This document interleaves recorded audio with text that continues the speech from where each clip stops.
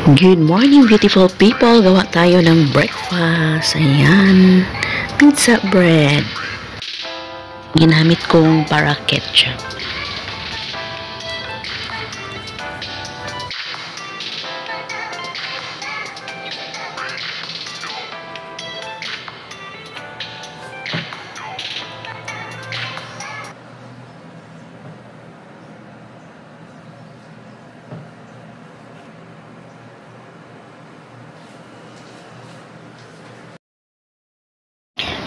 Maghiwa ng sausage.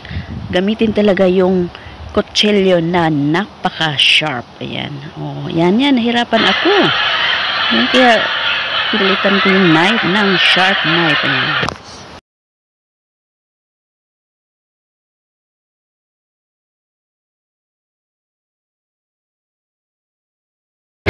Tsaka ito guys, i-slice mo lang kung anong depende sa slice mo. Gusto mo yung circle, yung pang spaghetti type, or yan.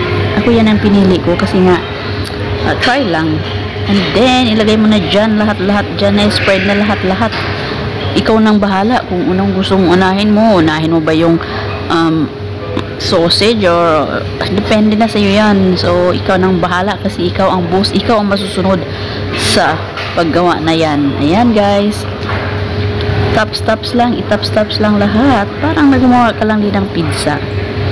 Or anyway, para sa mga bata po ito guys, the best. Gawin nyo kasi nga ito yung pinaka cheaper na way para makakain ng pizza. Yan, and then cheese lang, pizza cheese daw ito eh. So yun, ang lagay ko na spread mo lang talaga ng spread. Ayan, ayun.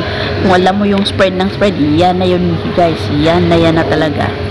And din damihan mo kung gusto mo ng cheesy para talaga siyang magdikit-dikit. O ayan, that's it. And then tapos niyan, ilagay na natin siya sa toaster. At saka pag nasa toaster na, bantayan lamang na hindi siya mangitim-ngitim kagaya ng una kong ginawa. Ayan, ito yung pangalawa, naging okay na kasi hindi na ako nagti-tiktok. Char. So ayan guys, pumasa na siya. And after that, the best na siya. So yun na, i-serve na natin. And then, i-portion na natin. At pagkatapos niyan, kain na rin tayo ng agahan with coffee muna tayo guys. Ayan. So, gawin nyo na yan guys para sa mga kabataan. And then, easy and cheaper way para makakain ng pizza. Bye and have a great day.